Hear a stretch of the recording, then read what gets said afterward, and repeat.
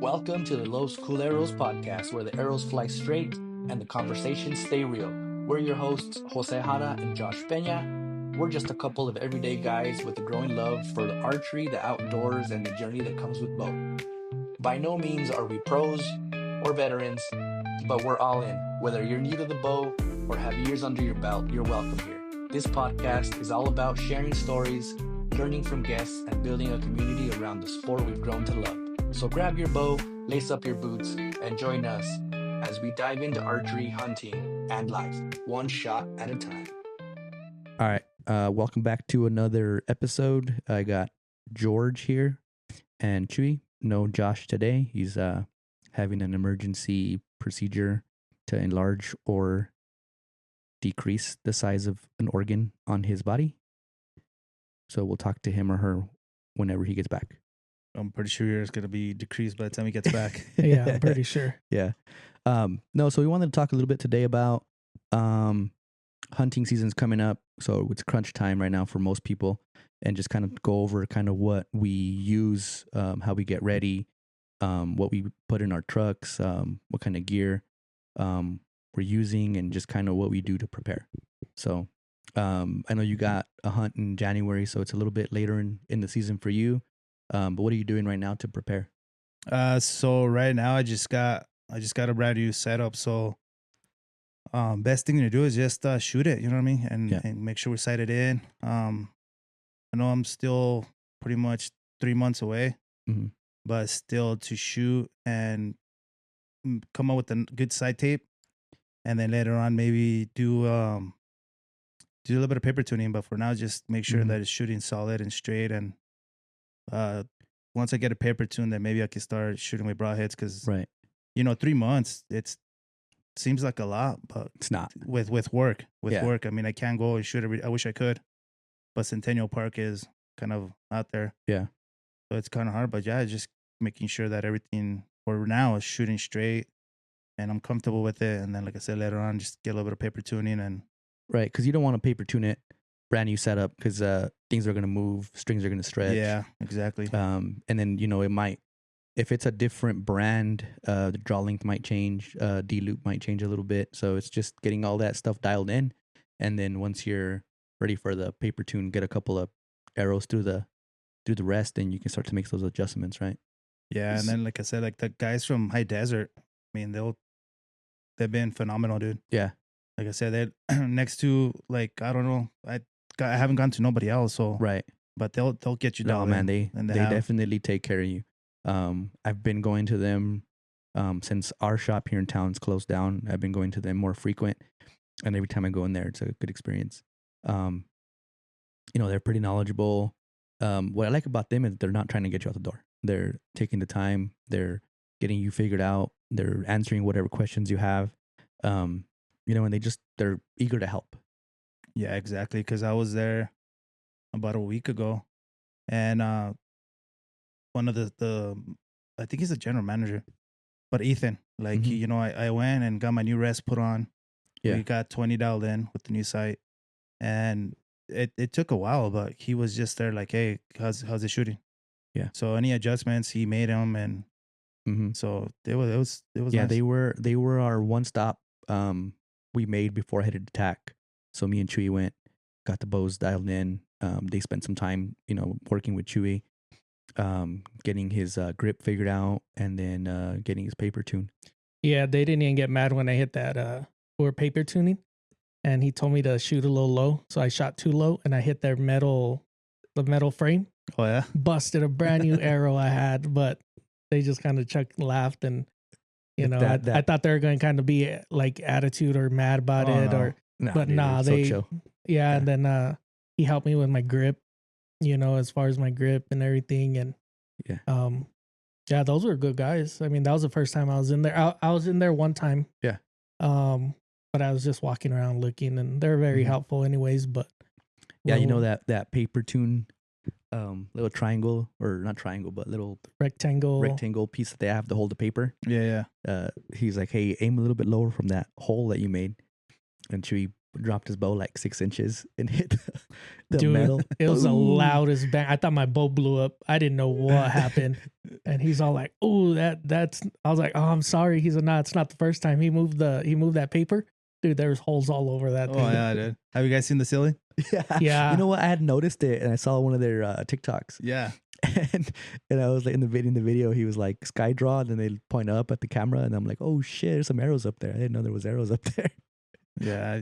No, you didn't sky draw, but you're pulling back and it went off. Oh man, you know, one of the things too, is like it's so good when they're like helping you out, trying to get you all figured out.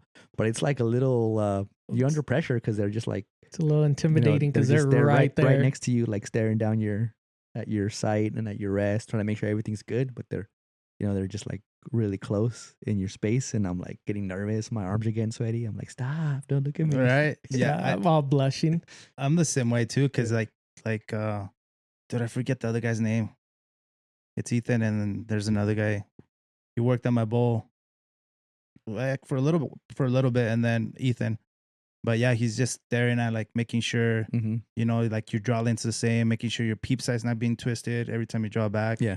And then just checking timing, and then after that, you just make any adjustments that need to be done. But like they'll take care of you. Yeah, and that's one thing. If you have a good shop, in town that you can trust to go look at your setup, obviously don't go the day before your hunt and ask for new strings and timing and all this stuff. Try to get that stuff dialed in, ahead of time. Like you were saying, get the stuff that you can dial in at home, and then paper tune if you need some help getting that stuff done. There's obviously some good resources out there online and that you can do at home. But if you have a good shop that you can depend on, man, that's your one-stop shop. Go ahead and do that. And most of the time they can get you out the door, before the season starts, and you can start, broadhead tuning, and you can start working on, your longer range shots and stuff at home. But definitely get dialed in. That's the one thing that I think is a huge help. Yeah, because I think for the strings, they're, I think maybe 2 weeks or 10 days. He was telling me last time. Yeah. So I mean, a week before the hunt, and your strings were messed up. I mean, you should have. And it happens all the time. Like, dude, yeah, you have guys that go in there like, hey, I need a string, or they're like, it's a custom string. They don't just Well, I mean, pull one off the shelf, right? So for that, do you guys? Because I'm fairly new at this. Do you guys have a backup bow that you could say something happens to your string as you're going out, it busts? Do you have another bow that you could just grab and be good with that, or do you keep a backup? So I just bought a new one, and then the one that I was gonna shoot in January, I took everything off of that, which is kind of stupid because I gotta go put everything back on it now. Because I just got, like I said, I got the new UltraView sight, which is amazing. Then I got the Q80 MX2 drop down rest. So that's because like every new bow that now they're integrated, like the Picatinny rail, right, or the IMS integrated system on the back of the bow for the rest. So I got to go back, but I still have my green one that's still shooting the same arrow, still the same thing. So I'm going to use that kind of as a backup in case something happens to that bow.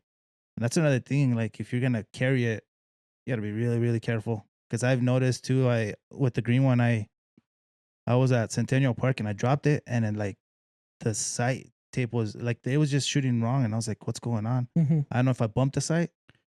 So yeah, one of the things. Go ahead. Right quick. I think that's what happened with Josh. Like 2 weeks ago, he dropped it and he started shooting. Yeah, a little off. So anytime it falls or whatever, you always gotta, even though everything's tight, it could loosen up, right, with the shots and everything. Or I think so. Well, especially with if you have a side mount sight, things can move, but you never know. I mean, you just gotta. Like I said, I was shooting phenomenal up until I dropped it. And what happened was I had an arrow knocked, and I had my release on there, and I put my thumb on the release, and it went off. Well, not went off, but it fell to the ground. And it hit one of those wooden things that they have out there. It whacked it pretty good, and I was just like, what the heck is going on? Yeah. So I just made a little bit of adjustments left and right, and then it just shoved back to normal. Yeah, I used to have a backup bow. I was pretty adamant about having a backup bow, and then over the years, I've kind of not had one. What I like to do is have a extra set of strings. So typically, when I buy a bow, I'll put custom strings on them, and I've been shooting the center punch strings for a while. So the stock strings come off the bow immediately. I'll put the new strings on it, and then I'll have a backup set of strings. And the same thing with the rest. I typically have an extra one just in case. And then the same thing, with a sight. I'll have another sight. But in a pinch, it's probably better to have a complete new setup. If you can afford to do that, that's like your best bet. And but it's kind of getting into like the car scene where you have a daily for your daily. Right. It turns into a whole nother setup, and then you start to mess with that setup, and the next thing you know, it's no longer a backup. You need a backup for the backup. Okay, so for your strings, like say something happens, you have a bow press that you're able to throw the strings, or you take it to a shop. Is that gonna affect like, okay, so you have to recite and everything, but you guys were talking about the string stretching, and like say you've been shooting it for a week, that you're dialed in, you feel good. Is that gonna change? You're definitely gonna have to recite in if you put new strings on, and then you'll start to see, the strings settle, and then you'll start to maybe see like a variation of your sight tape. Okay, because that was what George said.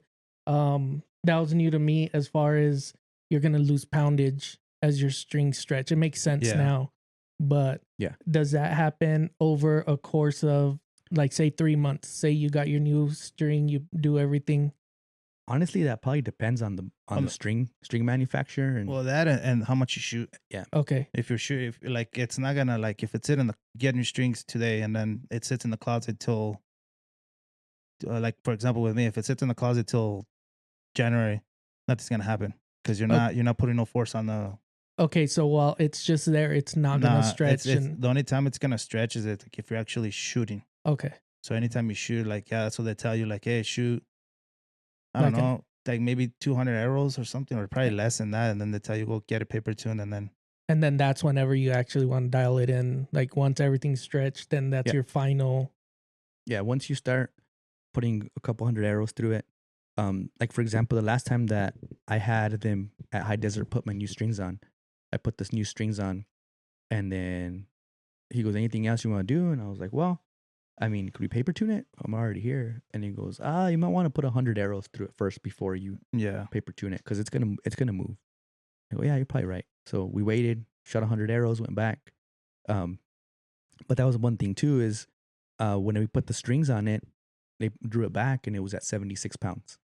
Fast forward, a couple of months later, we're at Centennial, and Coach is out there with a little handheld, poundage, and we drew it back and it was 70.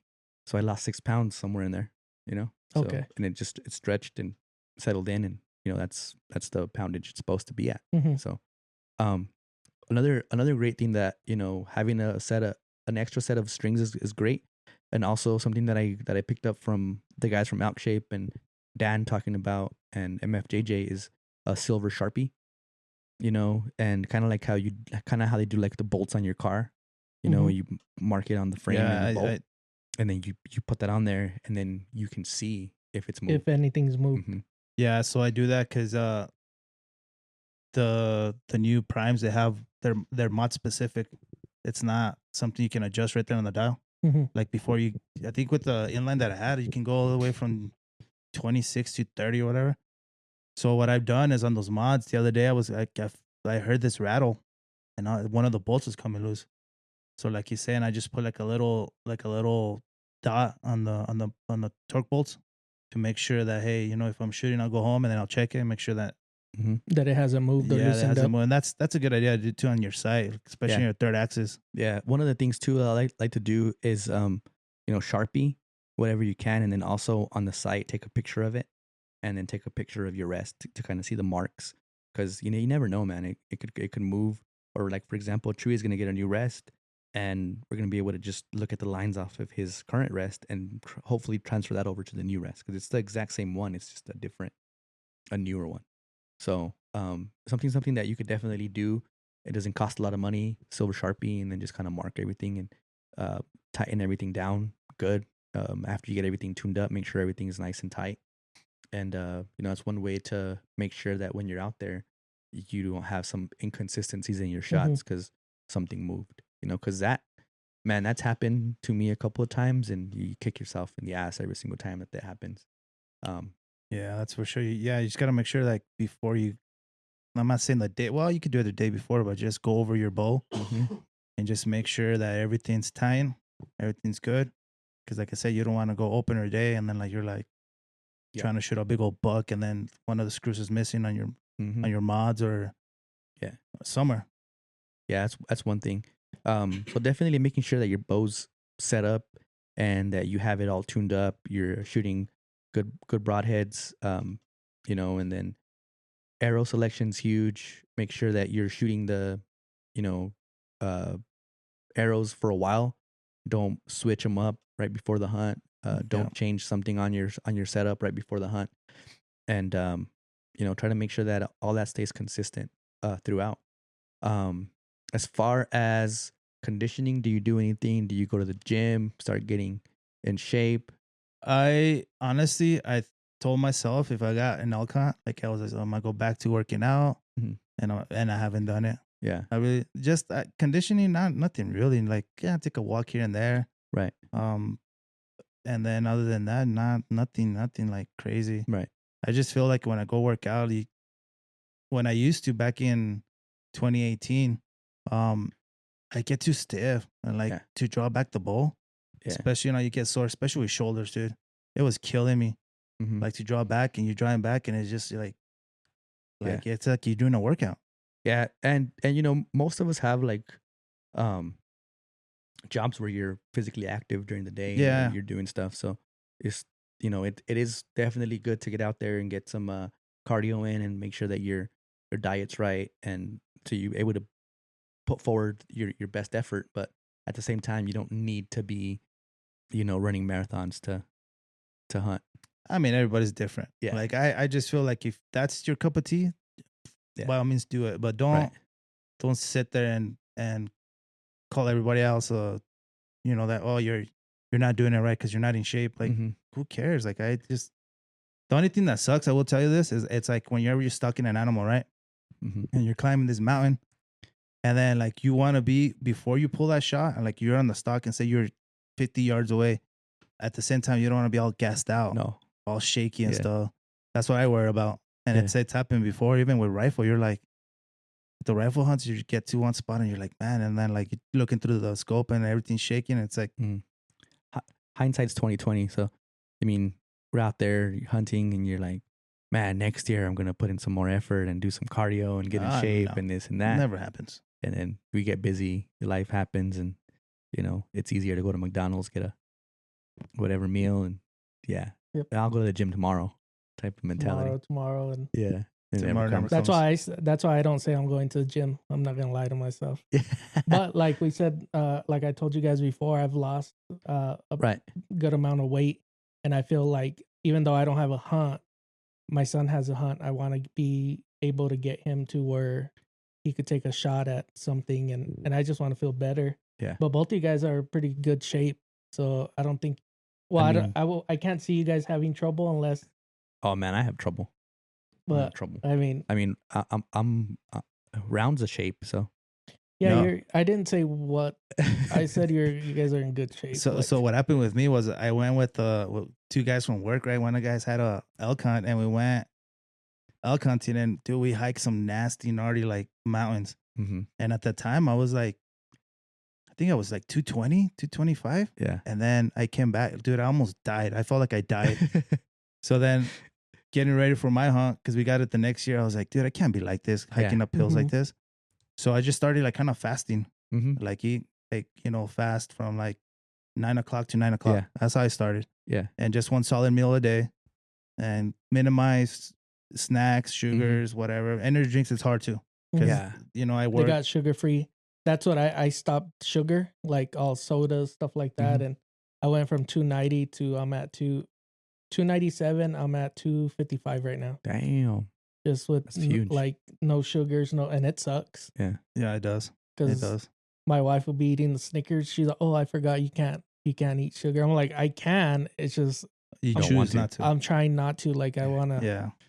Yeah. No, definitely. And that's something that I think. Like for me, I'm the same. If I just really watch what I eat, I can really drop some weight. But it's just like, man, I don't want to. Yeah, dude. It's hard. And then being Mexican, like, that's I go to my parents or something, or I go to my mother-in-law's, and they're making. I'm like, dude, okay, all right, this one time. All right. Like this weekend, this weekend was horrible because duck race. Yeah, it was. Yeah, it was like, hey, let's go try this, let's go try that, and it's just like whatever. I'm sober. Like I think I drank a gallon of root beer from the little vendor at the duck races. Yeah, that shit was good. Well, I did drink a lot of water because I knew, playing that softball tournament. Yeah, it gets on the turf. But no, other than that, it wasn't alcohol. I didn't drink too much. It was just, and that's something too that I kind of miss because I feel like for me, like the gym is kind of not. It's not fun. It's a good workout. It's fun, but nothing beats like a competitive, like softball or like soccer, something where you're like out there competing and having fun, and it doesn't really feel like exercise, right? Because you're running around and you're catching and you're swinging a bat. Yeah, and that's one thing that I kind of do miss from playing sports is, that's a good form of working out. Good cardio. Instead of jumping on a treadmill, you go out there and run some bases. You playing in the outfield, playing shortstop, getting fucking liners at you. And, yeah, exactly. Yeah, so it's good. That's something that I think a lot of people kind of dismiss is kind of have, like a hobby to incorporate with your archery. So keep you active. And if you have like a men's softball league or soccer or, something that keeps you active, it's a pretty cool way to stay active. Yeah, that's better than nothing. Yeah, definitely. Do you guys say you pack your bag or whatever and go for hikes? Do you do any of that? Like beforehand, before you're kind of like maybe not carry your bow, but get a day bag and then just go hike out and try to get used to. So what I told myself I was gonna do, but I haven't done it yet. It's just get my hunting pack, and I have some weights at home, and I'm just gonna put a 25-pound, or it's kind of start off, 25 pounds, because I think when you're carrying meat, it's probably more than 25 pounds. I feel like if you especially a deer, like a good sized deer, like the hindquarters are pretty sure they're up there, I'm sure. I think. Yeah. And just go for like a little walk, even, and just like, because I live right there by the school, and just go around. Right. Mm-hmm. But I still haven't done it. I'll probably start maybe in the next few weeks. Yeah. But it sucks because, like with work, you get off of work. Yeah. And I get home like around 7:30. Yeah. So I'm like, do I really want to like? Yeah, I will tell you, I have done that, and it really makes you think what you put in that pack. Like like, oh, I'm gonna take this, and I'm gonna take a Jetboil, and I'm gonna take this much food, and I'm gonna take this much water, and I'm gonna take my sleeping bag, and my glassing pad, and my knives, and some lanterns, and this and that, and then you put that fucker on, and you're like, holy shit! And then you start walking, and then you're like, maybe I don't need my Jetboil. Maybe I don't need, So that's one thing that you could definitely fine tune your pack if you do that. That's a good tip right there, Chewy. Is I've done it a couple of times. Just around the block, and people are gonna look at you weird because like, what's this homeless guy doing, with a giant backpack on? But it definitely does, give you the mindset of, okay, this is happening, and then it also gives you some better insight as to what you need in your pack. Because man, I got back and I was like, yeah, I'm not taking the fucking glassing pad, and I'm not taking my Jetboil, and I'm not taking this much water, because it's just like it's extra weight. But you have to find a good balance of what you need to take versus what necessity you want to take versus comfort. Yeah.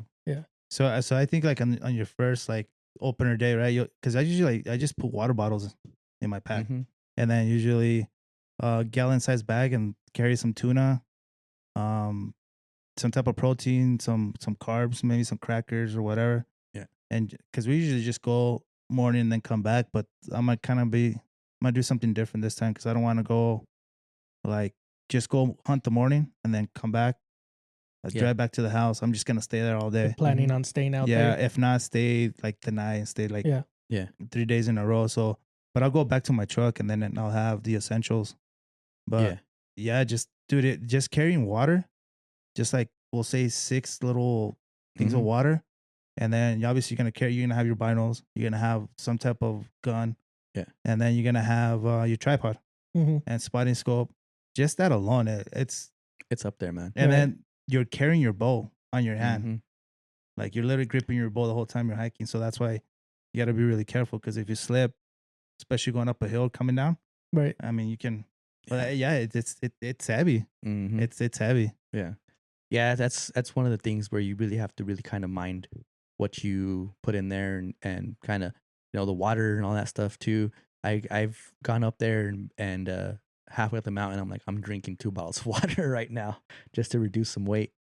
Another thing that you don't realize too is when you put all that stuff in your pack and you're walking around your living room or your house, or you put it on for a little walk up and down the street, you're not thinking of the elevation and the terrain that you're going to be dealing with, because that backpack shifts and it moves around and you're hiking up and down, and it's not the best scenario sometimes.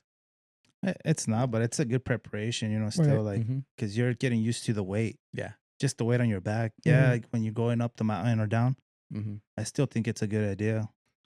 Like I said, I want to try. I'm going to do it. I need to. Yeah. Heck yeah. As far as what goes in your pack, what are your go-tos? What are your essentials that you put in there? So usually a set of knives, right? Havalon.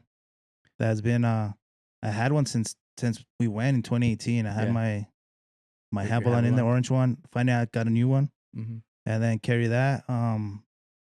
Carry maybe some a lighter always helps. Yeah. Obviously, game bags. Yeah, game bags. And then, well, for archery, I'm gonna carry, because I think my quiver only holds 4 arrows. Yeah. So I'm gonna try, but we'll see how that plays out. Well, I'm gonna try to carry my case of arrows with, obviously, I don't know how many arrows, but probably like 8 or 10. Yeah. And more broadheads, just in case you run out of those 4 arrows and you can't find it, or if you whack a rock, then you have spare on your backpack. You know what I mean? Yeah, definitely. And then tripod. Gotta make sure I have a tripod. I sold you the spotting scope, so now I have a spotting scope. Yeah. But hopefully, maybe I can score one by then. Yeah. If not, just borrow one from one of the guys. I have one you can borrow. I know you do. And that's pretty much it. Like, and obviously binoculars, and then my handgun. Yeah. And you got to make sure you carry your tag. Your tag, yep. Yeah, the tag. Dude, my hunt starts this Monday, and I'm getting my pack put together, and I'm like, oh fuck, where's my tag? Then I am scrambling, going through all the cubbies and all the drawers in the kitchen and the bedroom and my nightstand. I'm like, where did I leave my freaking tag? Finally found it in my sock drawer. But I was like shitting bricks. I'm like, man, where did it go? Do you carry your tag in your bino harness or in your wallet? For me, I put it in my bino harness. I used to carry it in my backpack, and there's been a couple times where I've taken off my backpack to make a stock, and then you end up, dude, I ended up 100, 200 yards away from my pack, and then I'm like, oh shit, and then from there, you start walking a different way, or get separated from your pack, and then one of the things too that I need to figure out this year how I'm gonna handle this is I've taken my pack off before and put it down next to like a tree or something, and then that motherfucker's camouflaged. You gotta mark it. Find it. You gotta mark it. That's something that I do. And then with your tag too, what I do is I'll carry in a Ziploc bag just in case it rains, because you don't want your tag. Yeah. So I do that in a Ziploc bag, and then I put a pen in there just in case, and then I'll print out my my license. Yeah. And just keep it all together.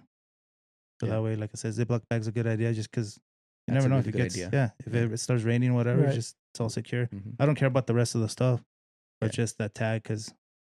Yeah. That's good. Definitely Ziploc bag for the tag.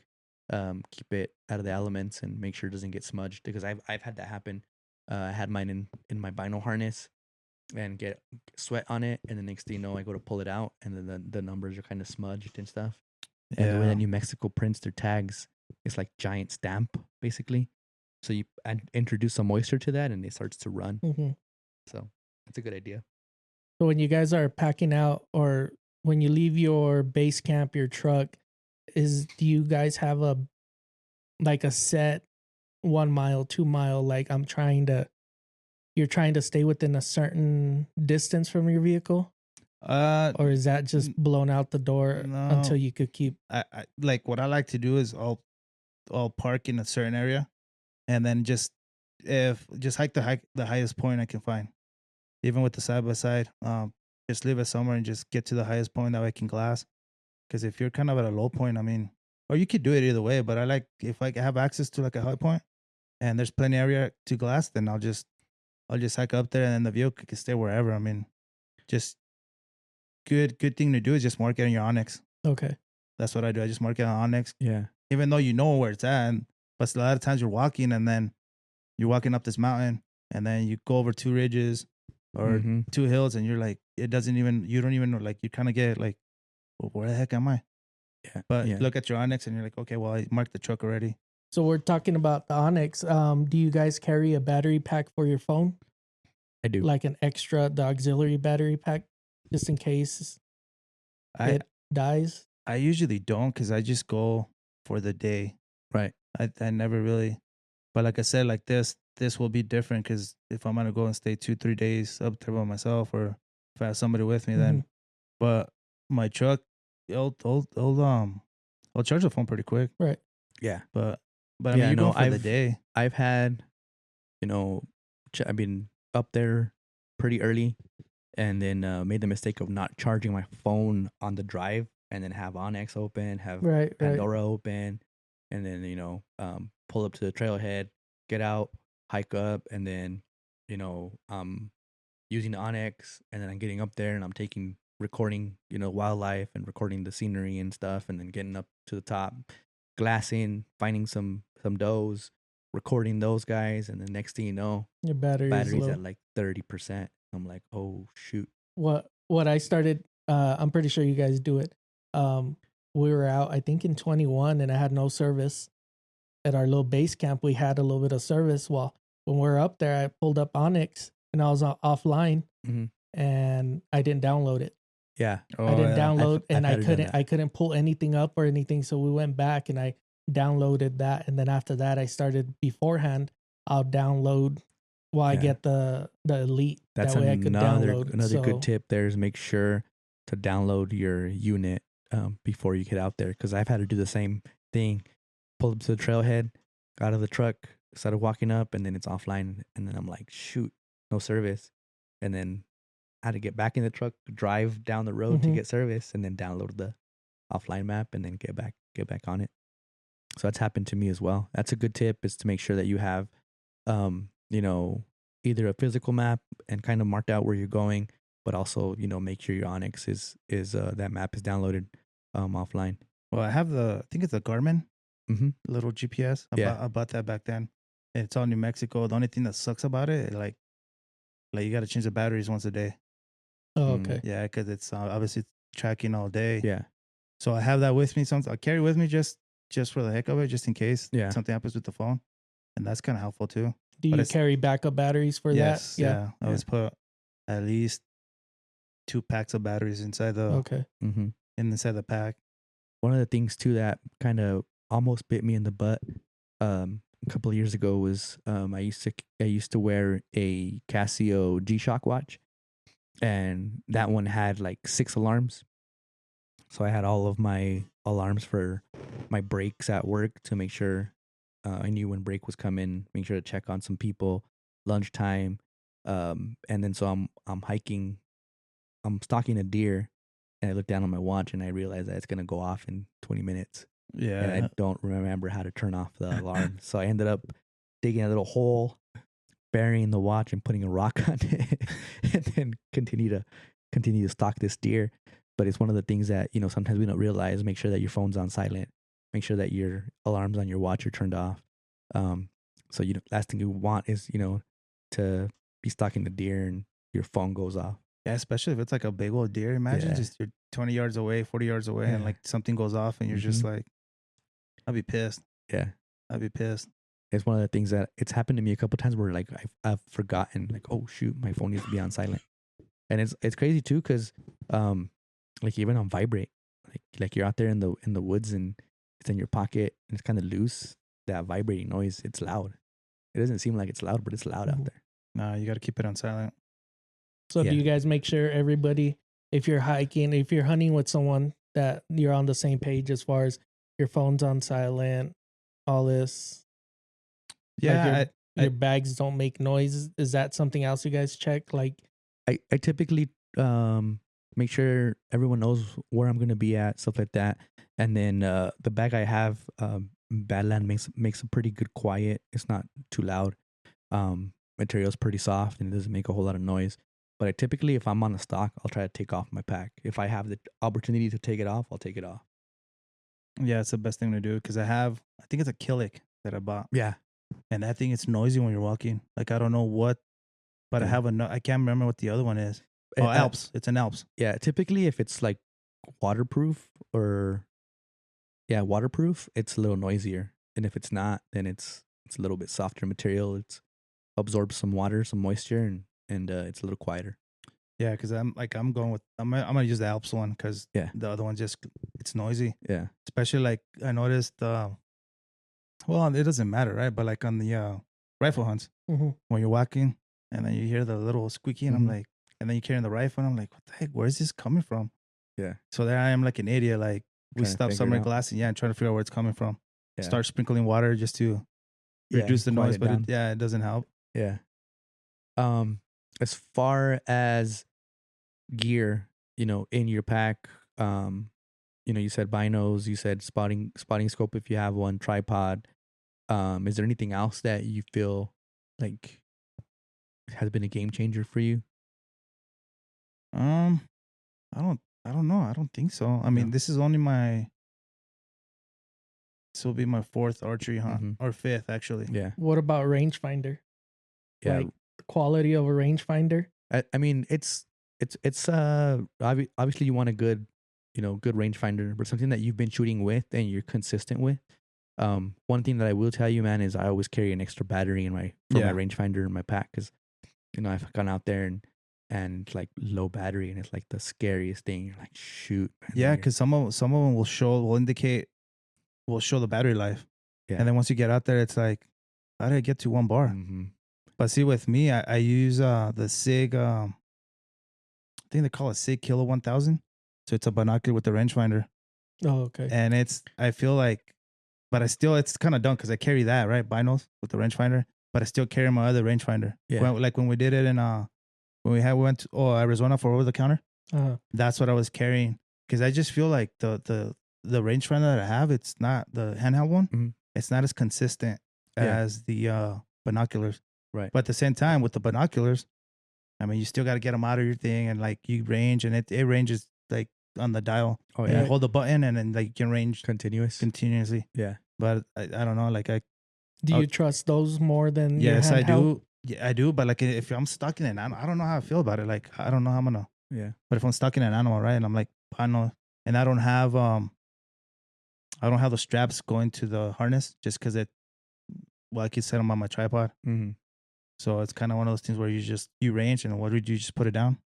And their warranty is phenomenal, dude. Because the SIGs, yeah, because I had an eyepiece. You know, you can adjust it in and out. The eyepiece, it broke, so I called SIG and I told them, I was like, hey guys, can you guys just send me like the binoculars are good or whatever, but just the eyepiece, it's broken. Can't adjust it in or out. She's like, no, you gotta send them in. I was like, well, since I'm gonna send them in, can you guys check the yardage too? It seems like when I'm at the bow shoots and stuff like that, I'm usually a yard off or two from the rest of the guys on rangefinders. So, because I did that with my Vortex, my Crossfires, I think they are. Mm-hmm. Yeah. And all they did was replace the glass. They sent me still the same binoculars. But with SIG, they sent me a brand new, like still in the box. Box is sealed. So I got brand new binoculars. Then I got the harness too, because those come with the harness. Yeah. I got all that brand new. Sweet. So I was like, yeah, man, SIG's making some improvements. We saw them at TAC. Yeah. And they're new ones with the stabilizing technology. Yeah. And they had some 16 by something. So it's like, it's out there. It's almost like looking through a spotting scope, but on my Vortex, I have a 15 by 57 or 15 by something. And, if I don't have them on the tripod, it's a little blurry and bouncy. Once on a tripod, they're good. But with those SIGs, man, just holding them with one hand and being able to move back and forth and scan, and it just stayed pretty steady. I was like, dude, this is badass. Yeah, I messed up looking at those.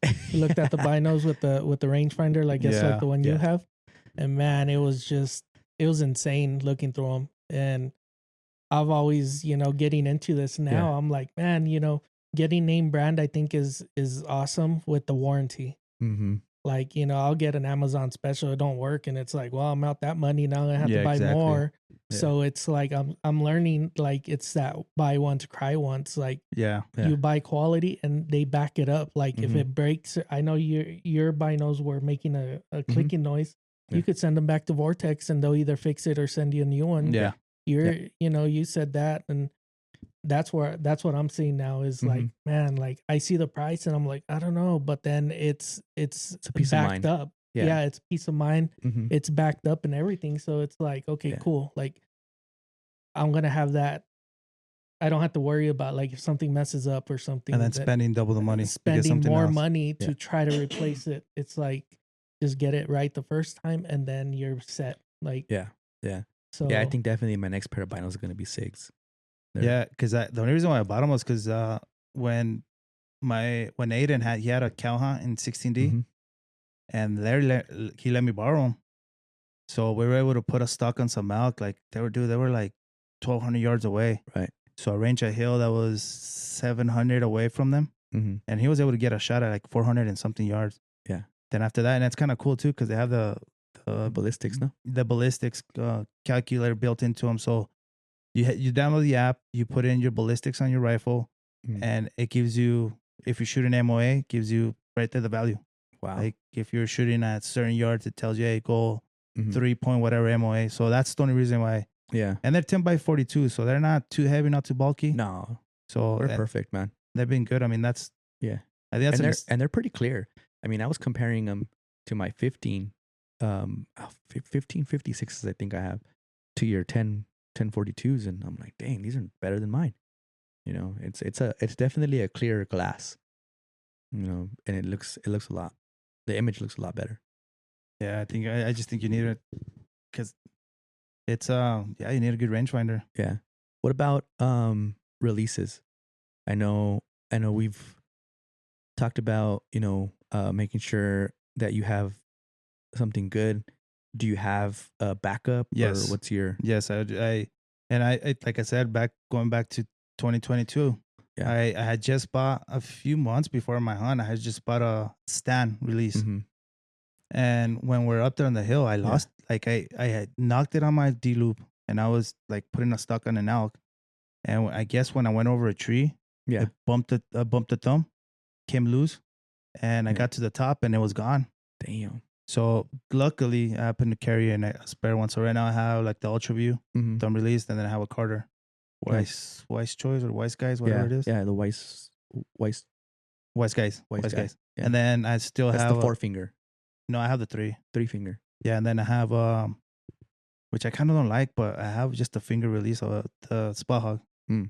But I'm kind of thinking about getting another one because I like Ultra View. I don't know why. I like the ergonomics of the Ultra View. So they fit so good in the hand. Yeah. And Josh just switched over to their hinge, and he's loving it. And then Chewy's got the thumb button. Yeah. And they're nice. I like for me, I started with when I switched to an handheld, I bought that Knock to It from you, the green one. And then from there, I've kind of progressed through like the hinge, but it's the same outline.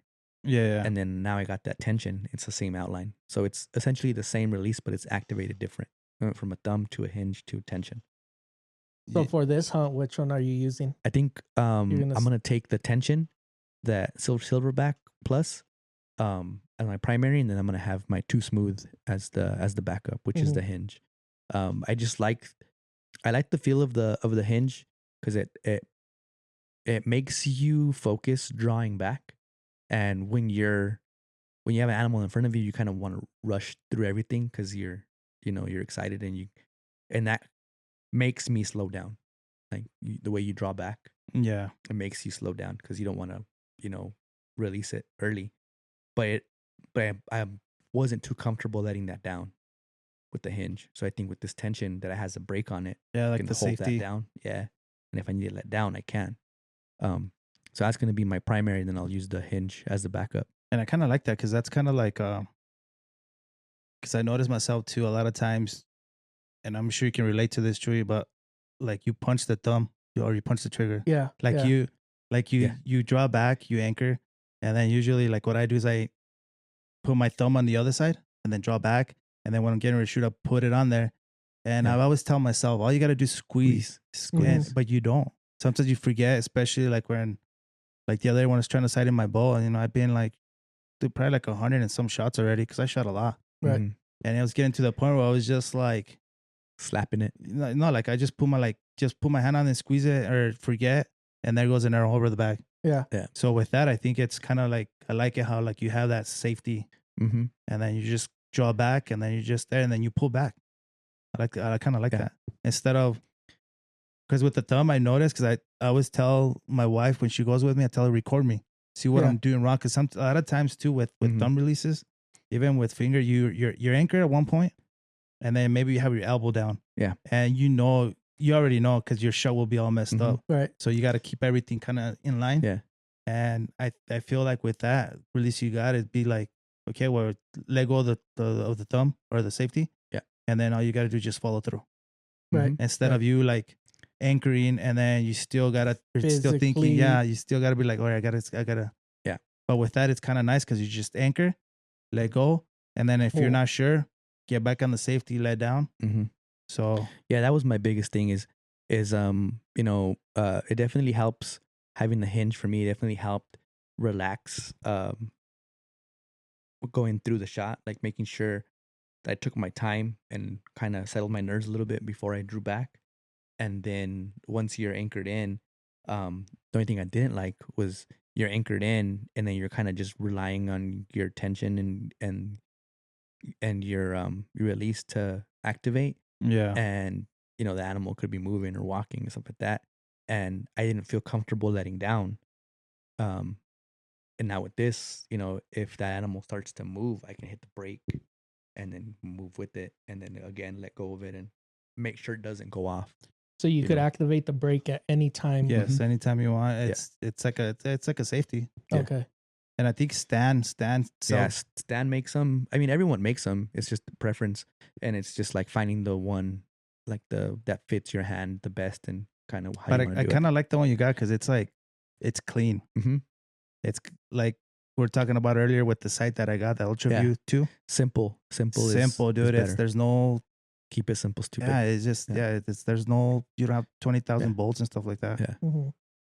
So that's definitely, I mean, that was my intention was making sure that I had something that I was comfortable with. And I was debating because, I mean, my hunt starts Monday and I got that release this Monday. So I got literally a week. But since it's the exact same dimensions, it's the exact same feel. Yeah. It's just a different activation point. It was pretty easy to get used to it. So yeah, but bottom line, it's always it's always a good idea to carry more than one. Yeah. Okay. Like, because you never know, like. One is none and two is one. Because I tell you what, like the Wise Guys, the Carter one, in Arizona, I dropped it. Yeah, I dropped it once, and then I was putting a stuck on a deer, and I'm like I was within 80, I think. Mm-hmm. No, I wasn't at 80. It was probably farther than that.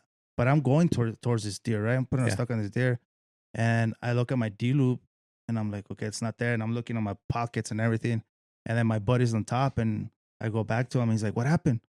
It's like, "Dude, I lost my release." He's like, "What do you mean you lost?"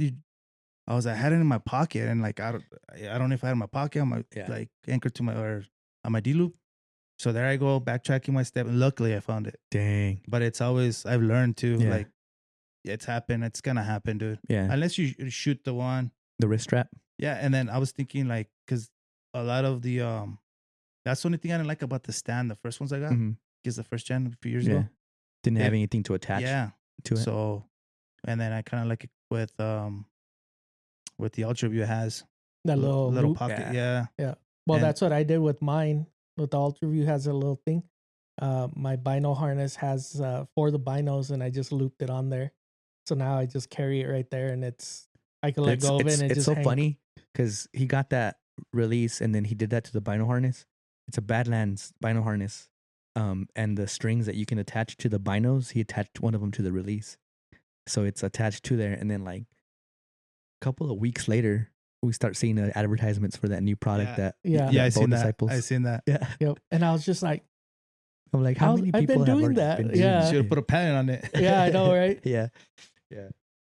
But so yeah, for sure, you carry an extra release because you never know. I mean, yeah, I think that would be. I think that's why I did that because when I switched to, I got that thumb release from you. Yeah. And it had the little harness. Yeah, dude, I had that, and one of the times I'm stalking a deer and I have it clipped onto my belt, and man, it's crazy because you don't realize like how loud things are until you're like in that moment where you're like stalking, and these things can hear everything, like a little twig break. Dude.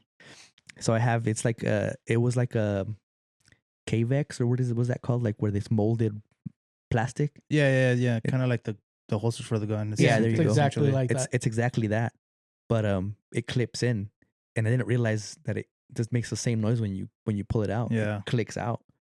So I get probably 60 yards, and he's still there, and I get behind this bush, and I'm sitting there ranging this deer, making all kind of noise, clicking the button because I didn't realize that you can do the continuous range.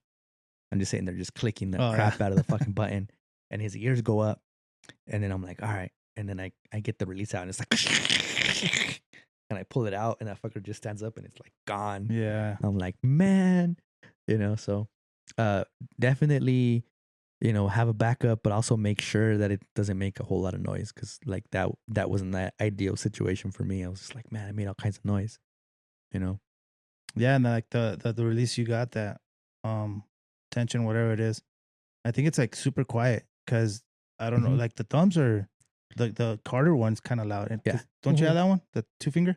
Yeah. When you click it on your D loop, it's kind of loud. Yeah, you could hear it. It clicks. Yeah, and then too, like for example, the Ultra View, what I like about it's got that little tab, so you lock it. And it stays locked and on the D loop. Yeah, it stays on there. It stays on there, but you can activate the thumb, I guess you can say, and then you just clip it to your D loop. Once you clip it to your D loop, it's on there. Yeah, but with the Carter one, it's like you gotta physically put it on there and then hit the. Oh, I see what you're saying. You know what I mean? You have that little thumb right there that it locks, it clicks. Yeah. On the Ultra View, you can slide it through there. Yeah, you can set the thumb release, and it has like a little tab right there by the hook, and you just slide it over your D loop. So you're ready to go, and then obviously if nothing happens, you can hit the thumb. Activate. That's the only reason I love about it. Yeah. Ultra View makes fucking badass products, man. I've had their scopes since the first ones came out, and they've always just improved, man. In the site, I was able to, the one that you got, I was able to look at it at TAC. Oh, dude, and because I was like, I have the slider, and he goes, "What are your complaints about it?"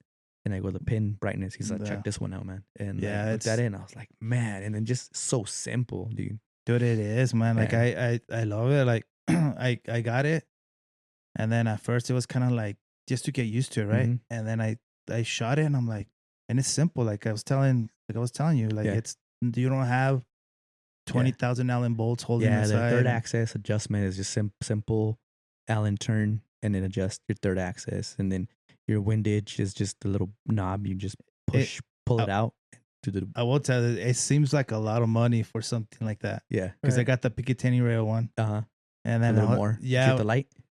No. Okay. No, that's another $100. I don't want to bet 100, but it just seems like the pins are bright. Yeah, like so the scope itself is a lot smaller. Yeah, you got 15,000 pins now. There's 3 vertical ones. Yep, and it's bright. It's bright enough. Yeah. What's cool? What I liked, is I was looking at it. I was between that and the dialed, and when I was talking to the guy at the booth, asking about the light. And I was like, man, it's an extra $100 for the light. And he goes, yeah, well, you hear from both ends when you're in sales. And a lot of people were complaining that they had to pay extra money for a light because, it's not even legal in their state. So if you want the light, it's $100. And if you don't want the light, then you don't get it.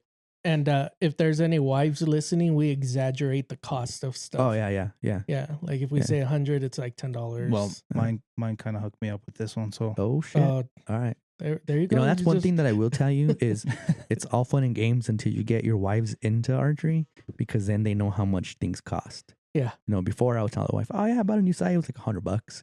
And then I get her a bow, and then she's like, hey, I want one of those new sights. They're $100, right? Can you get me one? And I'm like, fuck. Right. Yeah. It's because it was on sale for that one day, and yeah, it's back up to regular price. And that's what I was thinking too. I was like, man, because I'm the type of person I can't wait. So I was like, man, if I would have waited probably till like November, probably would have been like maybe $50, $100 cheaper. But I'm just like, screw it, man. I need to get in now and start getting comfortable with it. You get some more time with it. You get to put some more arrows through it. You get to kind of work through what you're going to work through, and whatever you saved in money, you're going to lose in time. And exactly. Sometimes it's not worth it, man. And that's one thing that, I procrastinated on my broadhead. I knew I was going to shoot the beast broadheads, and I just put it off, and then I'm like, oh shoot, I need to go get some broadheads. And I happened to be in Cruces a couple of weeks ago, stopped in the high desert, and they had them. And I was like, you know what, let me get 2.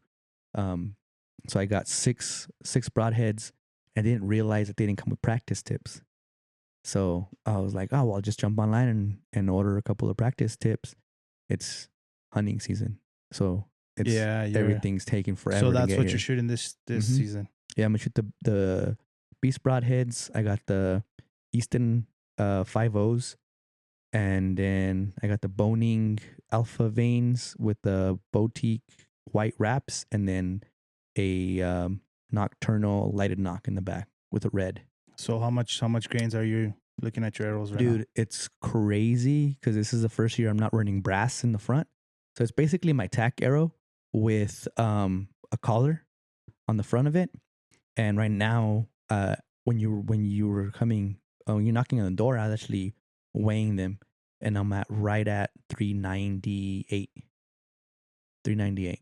So that's probably my lightest arrow I've ever. That's not bad. Yeah. So let's go back to the essentials, right? So when you go, you just like me carry almost the same amount of stuff, or yeah, I'm kind of in the same boat. So wife just had surgery, so I'm not gonna stay out there. Try to come back. My plan is I'm cutting in September, so I'm not gonna hunt during the week. I'm gonna hunt the weekends. I don't want to take some time off of work, just in case I do get a tag in September, like you were saying earlier. I want to have some PTO saved up for that. So I'm gonna hunt the weekends. The plan is this weekend to scout, Friday, Saturday, Sunday, and then Sunday night, spend the night there and start my hunt on Monday, because we're off that Monday for the Labor Day. Yeah, Labor Day. So I'll hunt that Monday, and then I'll come back. But the plan is to Friday and Saturday, go out there and scout a little bit, kind of figure out a game plan, and then come back home, and then do the same thing. I'm only planning on staying there Sunday night, then Monday hunting, and the same thing the following weekend. Just go out there either Friday night, and then hunt Saturday, and then come back, and then go back out Sunday. Just because I'm not going that far. Yeah. I typically just want to make sure I have some water in my pack. I'll carry an ice chest in the 4Runner with some water bottles, and I'll either carry the water bottles. This year I have I'm not going to run a bladder. I got a new hydration system from TAC that I'm going to try out, and we'll try that out. And it's basically an algae bottle with a tube on it, and it works pretty good. So we'll do that, and then a couple of packets of tuna. I carry my game bags and a tarp. The tarp, if you have a deer down, I can roll it onto the tarp, and I can, gut it and get it all, processed right there. or at least get it cut up without having to worry about the meat hitting the floor or having a bunch of rocks in it.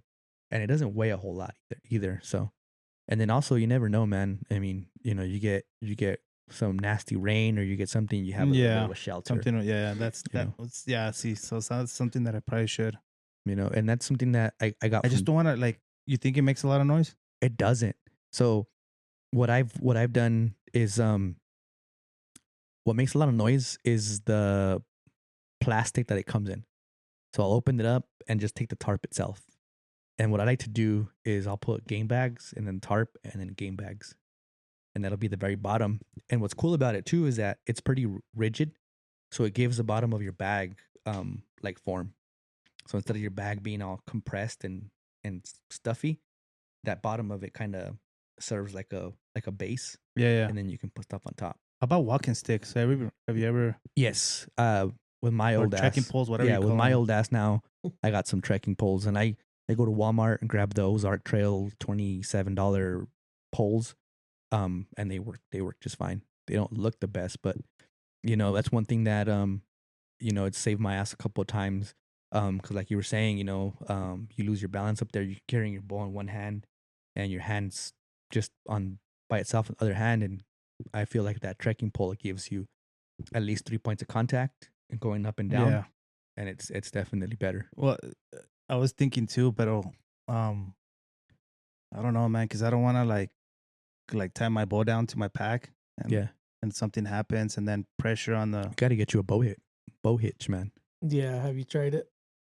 Bow hitch, good. Yeah, I probably should try that. Yeah, and now, especially now that you're not mounting your sight on the side, because now you have that opening.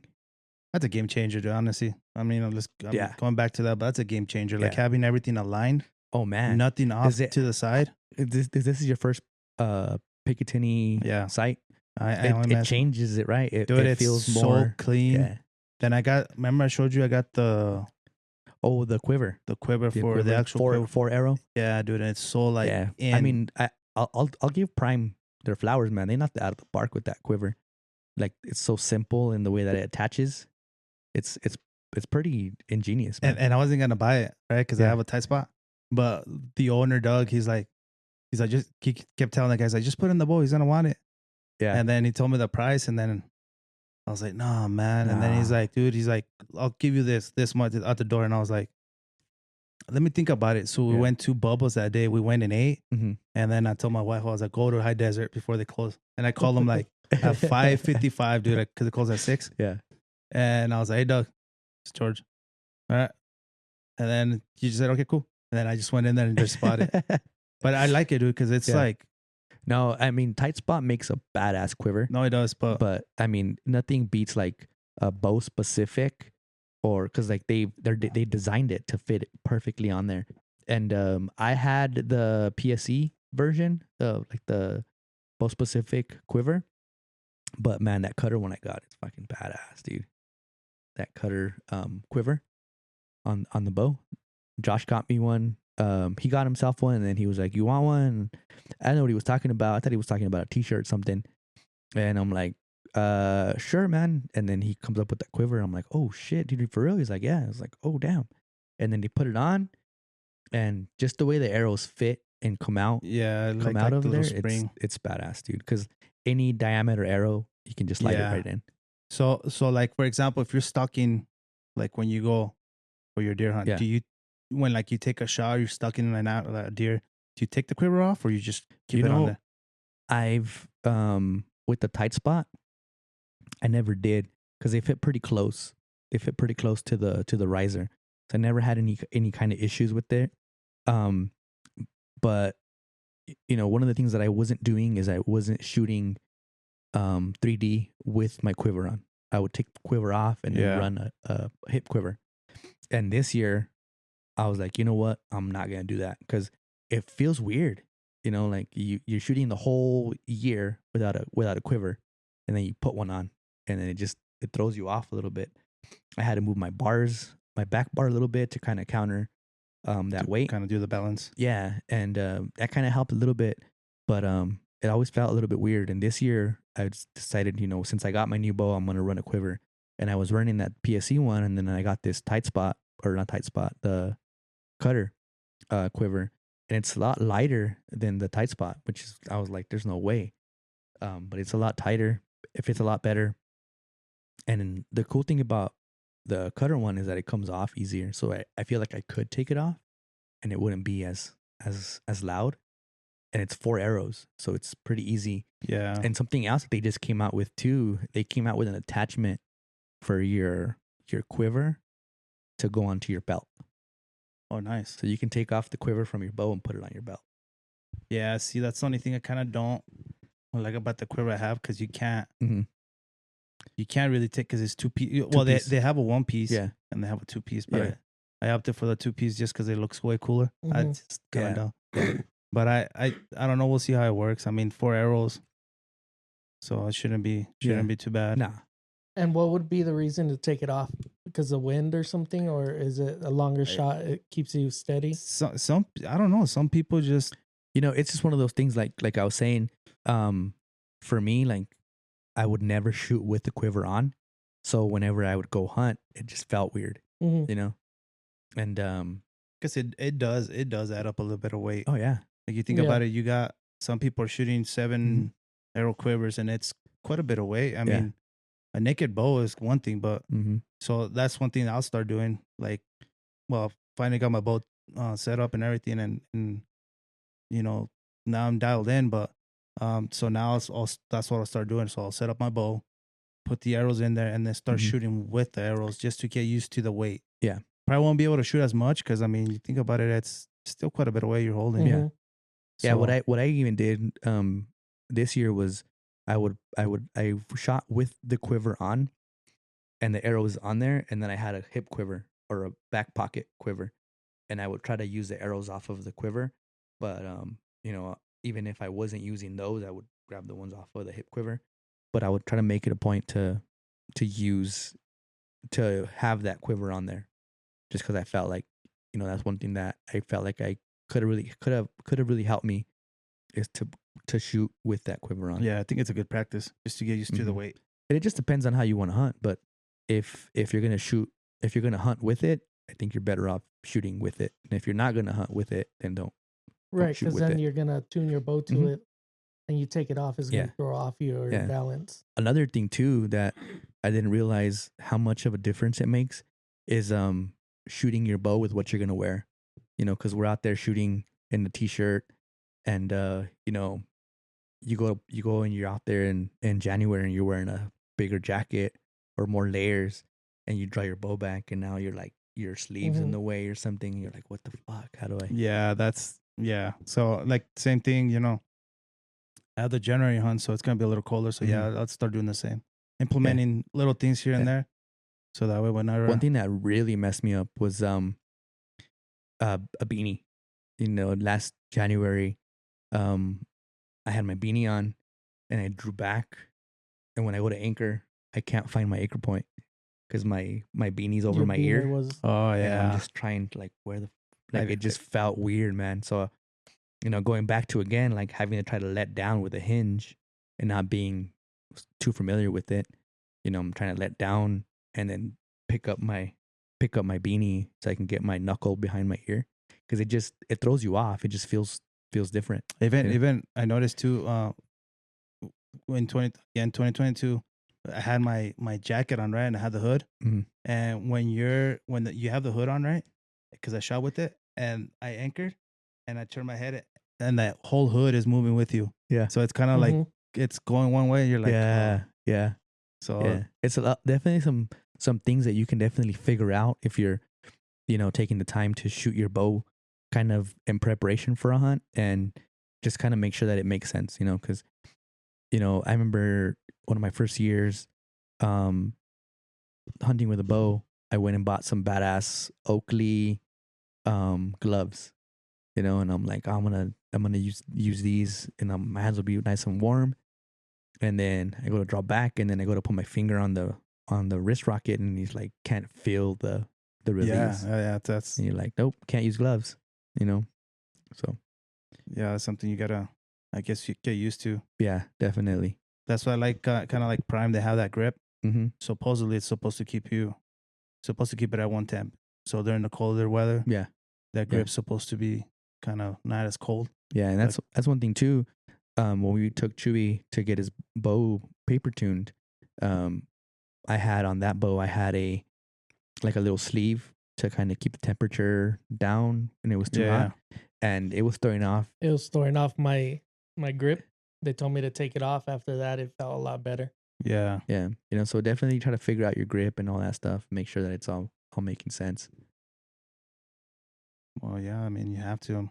You don't want to be doing that last minute. You know what I mean? Nope. Yeah. And that's kind of where I feel like I'm at this year is, man, I'm doing a lot of things last minute that I wish I would have just, pulled the trigger on sooner, and I just procrastinated on a bunch of stuff. So, yeah, we'll just see. We'll see how it goes. Yeah, this year is going by quick. Yeah. So you're shooting the Bowman, right? Yeah, I'm gonna shoot 100 grain, Bowmar Beast broadheads, and I was opting to get the titanium ones, but again, man, crunch time. So I just went to High Desert, and luckily they had some there, 100 grain aluminum ones, and I got 2 packs of those. So I have 6 broadheads, and then I ordered the practice tips from them, and I still haven't got them. So yeah, that's the thing. Last minute. Yeah, last minute. So you're gonna have to sacrifice one, right? Yeah. Yeah. I've been dialing in those arrows with just a regular field point, and then I'm gonna start shooting into a foam broadhead target, and just take it from there. So yeah, I think within the next few weeks I'll start doing the same. Yeah, because I'm shooting the Kinetic Chaos, the gold tips. Yeah, and they're kind of heavy. It's 479. Right. So that's a pretty heavy arrow. Oh yeah. So, yeah, but your new bow's 33? 34, and your draw weight length's like a 29? 29, yes. 29? I mean, shit, you think you'll be fine. No, I think so too. And you're pulling 70 pounds, right? Yeah, 70 pounds. Yeah, you'll be fine. Which doesn't really feel like... How's that draw cycle in that new form? It's beautiful. The only thing, like I said, it's like once you're locked in, if you give yourself a little bit, it wants to take off. Yeah. Like you're kind of, you got to keep the tension. Mm-hmm. What's the let off at? Like 80? 70. No, I don't know. It's at, honestly, I don't know because it's, I think 85 maybe. Maybe 85. Mine's at 92, and you have to pretty much force it in to let down. No, you know what? It might be 70 because as soon as you like relax, it just... It wants to go. Yeah, but it's... Yeah, the let off on these PSEs are insane. Yeah. Yeah. There's I don't know if you've seen those videos, but they had videos when they started doing the Evolve cams. They had a bow on a draw board, and they pulled it all the way down, and the guy was able to take his hands off, and the bow was still down. Yeah, that's insane. Yeah, it's pretty crazy.